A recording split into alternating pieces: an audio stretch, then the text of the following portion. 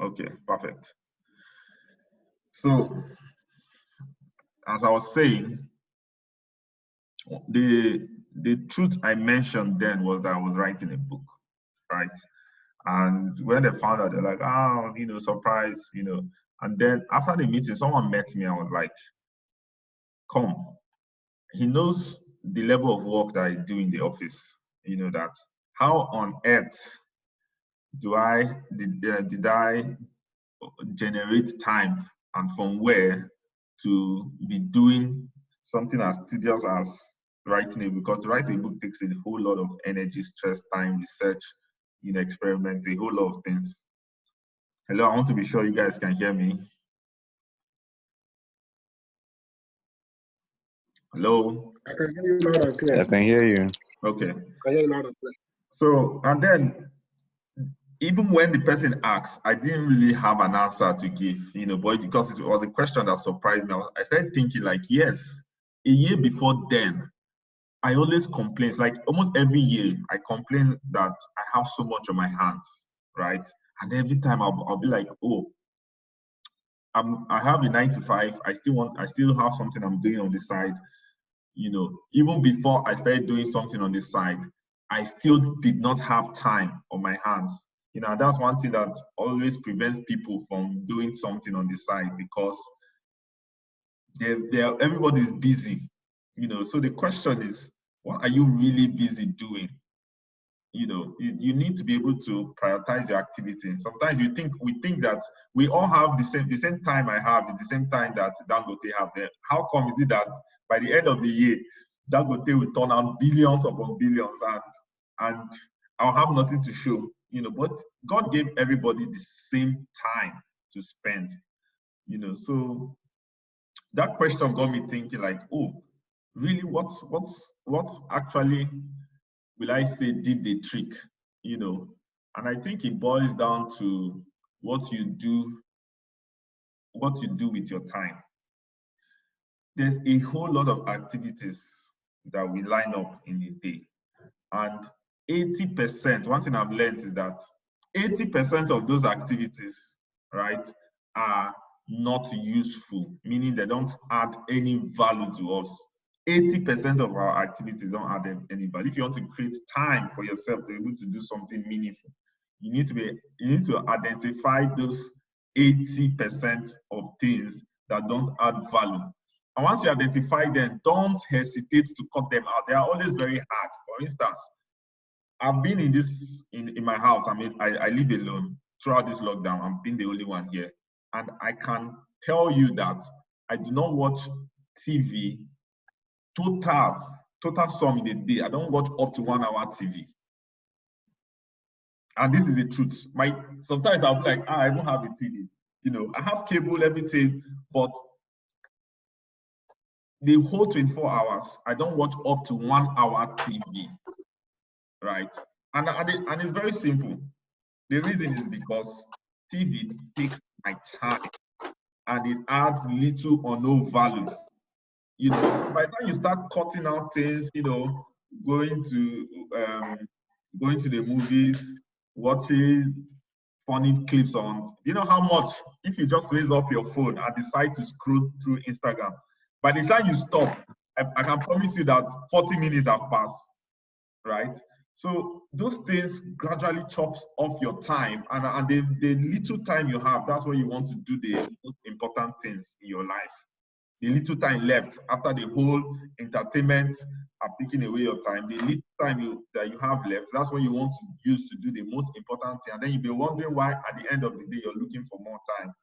So I think one of the most important things that I've learned is being able to cut out things that don't add value to me.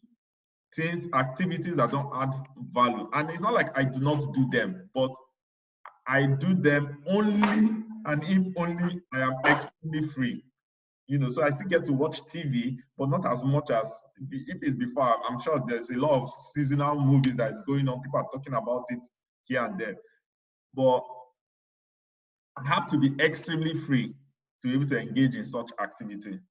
So the take home that I want you guys to to have here is that you have to prioritize, right? Make sure you list out the things that you do every single day that don't add value to you. Cut them out first of all. That will make you create time for other things that are valuable. So I'm throwing it back to the house.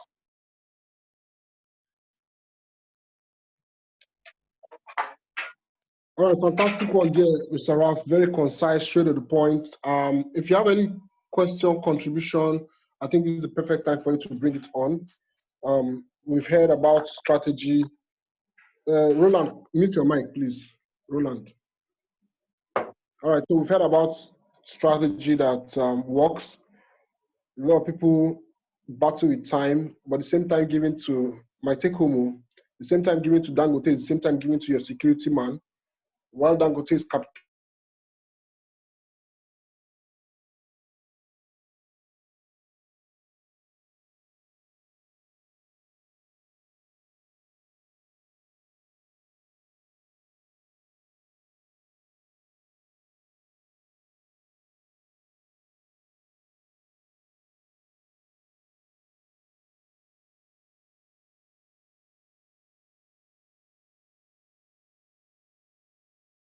no matter how difficult.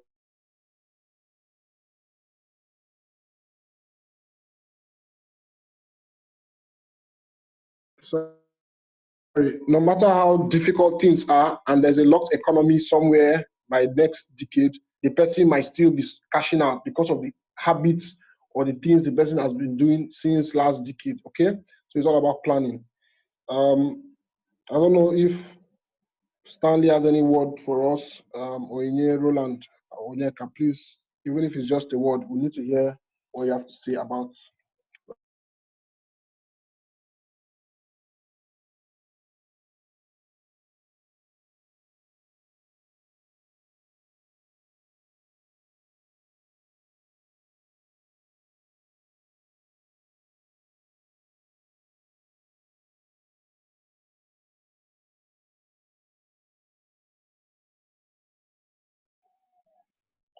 Yeah, I think sorry, I came a bit late.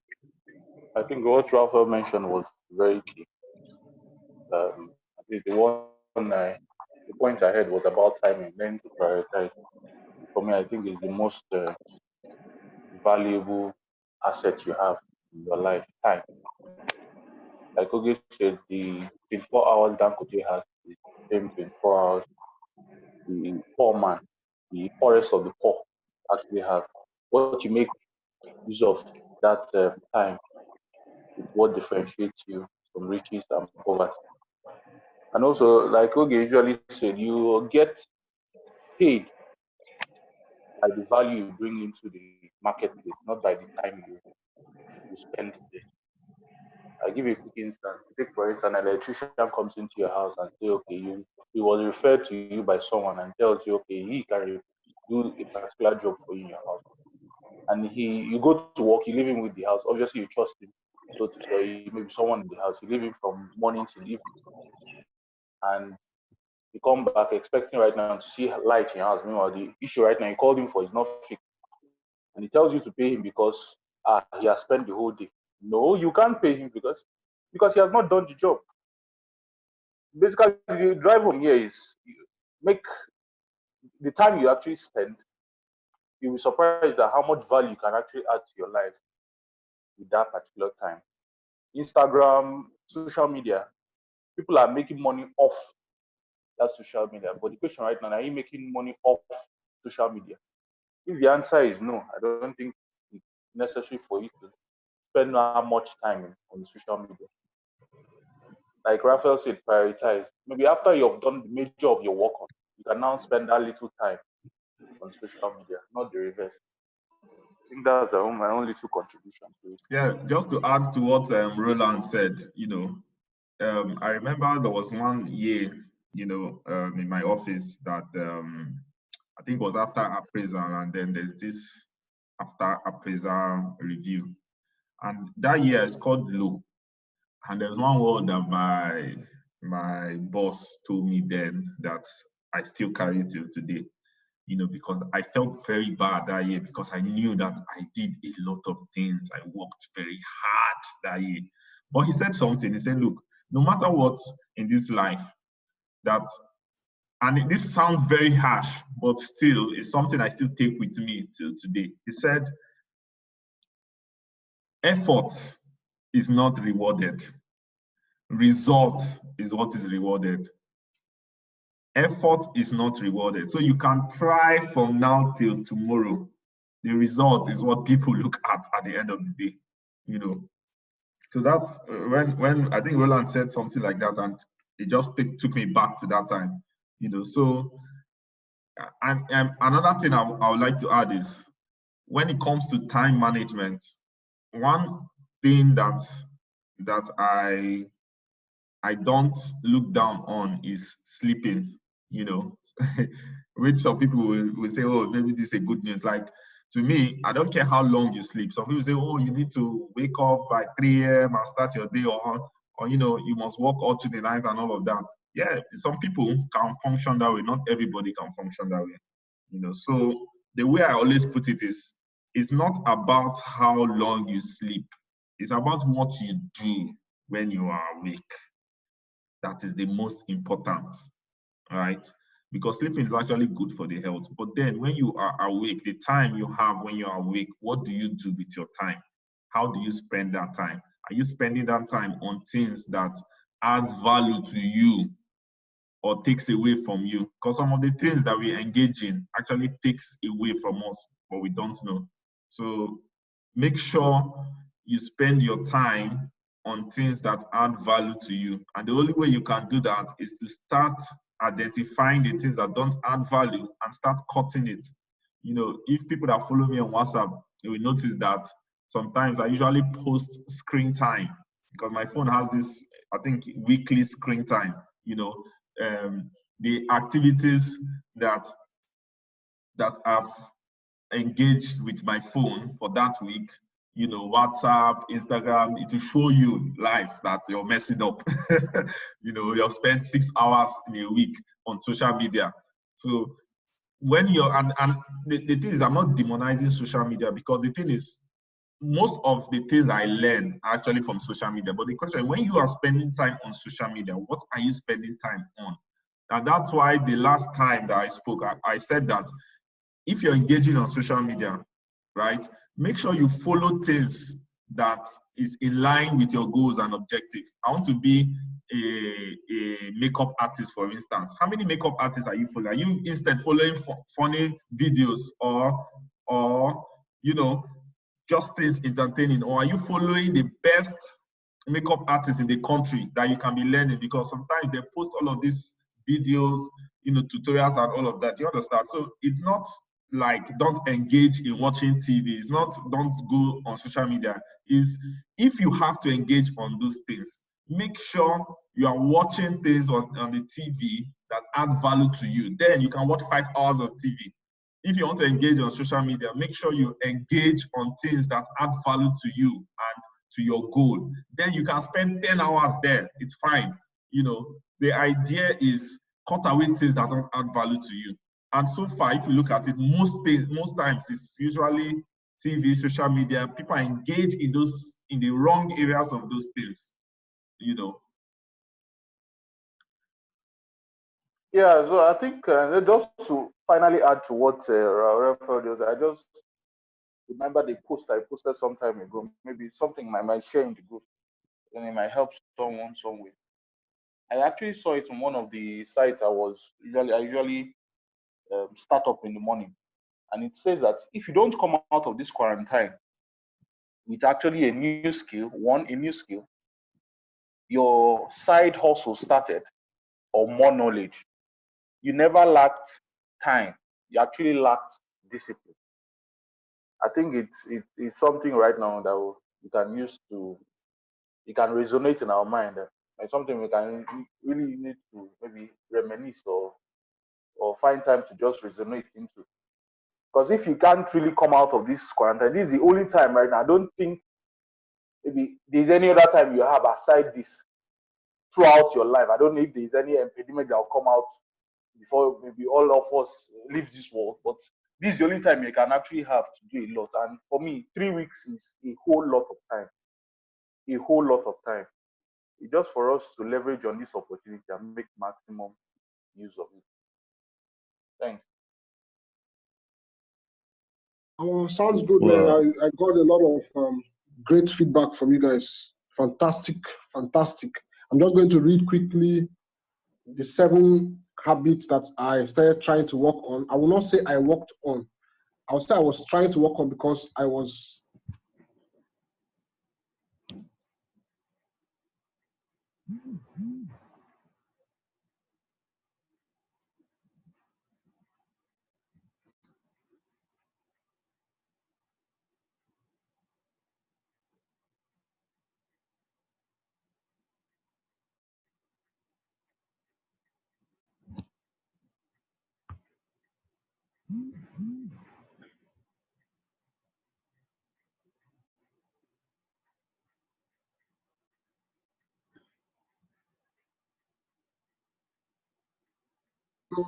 They said if anything can go wrong, it will.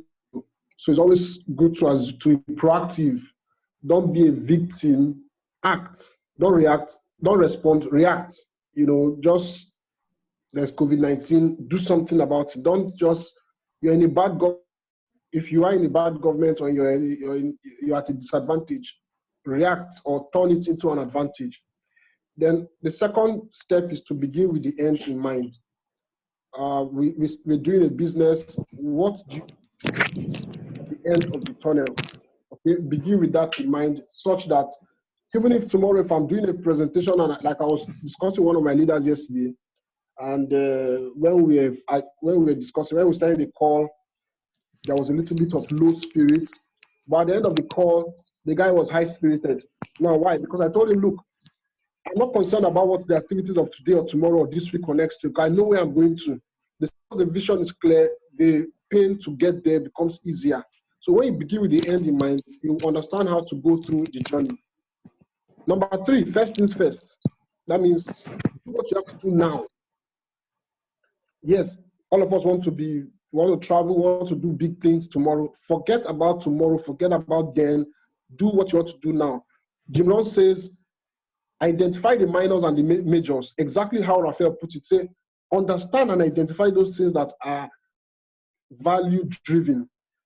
You have to know those things, don't spend major time on minor things, and don't spend minor time on major things. Okay? Before you go across the town, go across the street. Okay? Don't go across the town except you're going across the street. So finish with the first things first on your table.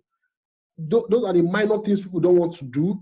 Everybody wants to be a CEO, but they don't want to handle their first task, which is their job right now. So first things first.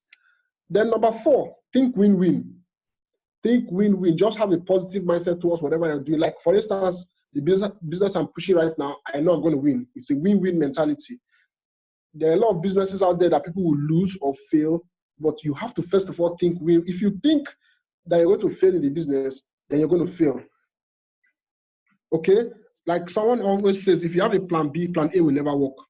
So your plan A is supposed to be bulletproof. Okay, so you have to think win-win. Then seek first to understand than to be understood.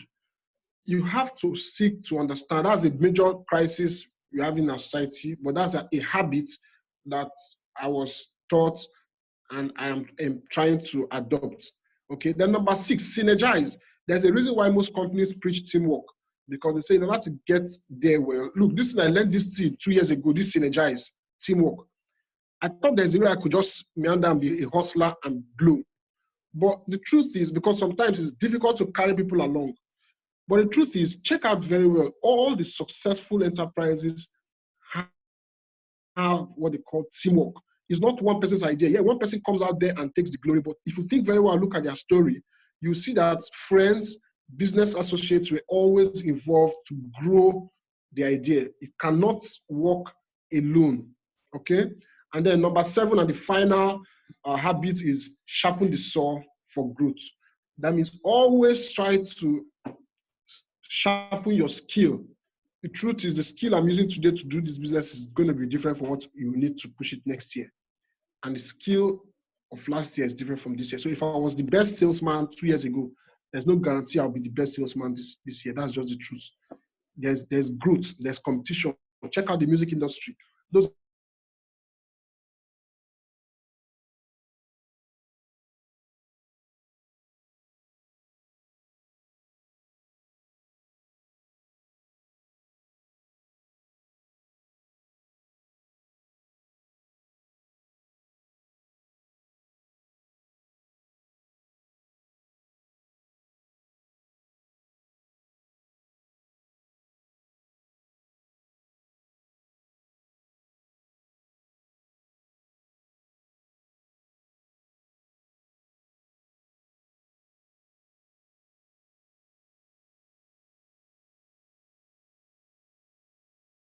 effectively, your life will be changed forever. All right, so I'm going to end it here. I don't know if anybody has any other thing to say. I'm going to ensure today our business presentation continues at 11 a.m. I expect to see everybody there. I hope you are fired up. There are big things that are happening. We're going to have a leadership meeting sometime during the week again, so I can update you all.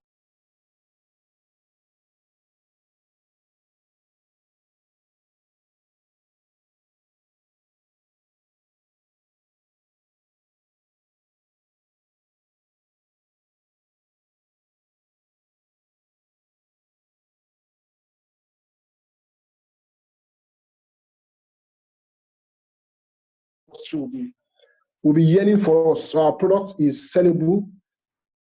Affordable flights is what everybody wants. If you give them 1,000, 2,000, 3,000 naira discount, they will be begging for your product. So, which is why I see that we are at the top of our game. It's just how to get our message out to the world that we are strategizing about. If it's about our products are top notch. I spoke to a couple of travel agencies over the weekend, and they said if our product offers the discount we claim it does, I should forget about it. It is going to go out.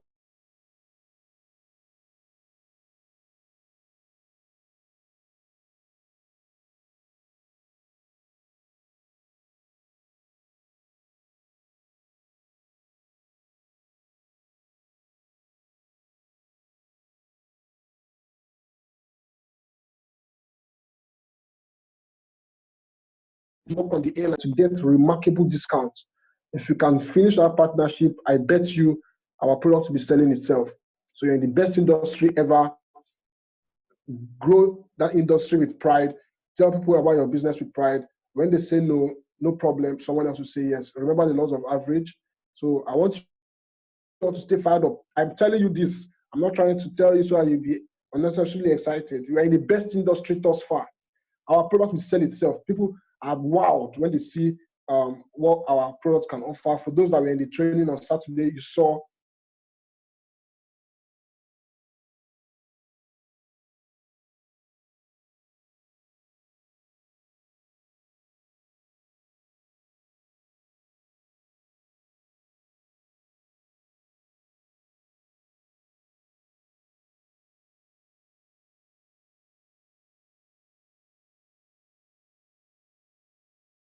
do you have anything to say? I don't think I've met you before.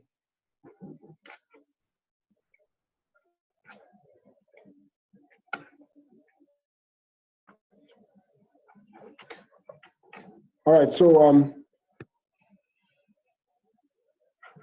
anybody has any contribution, any question? Any contribution or question? We have just like 2 minutes to go. All right, in the absence of any question, I'm going to appreciate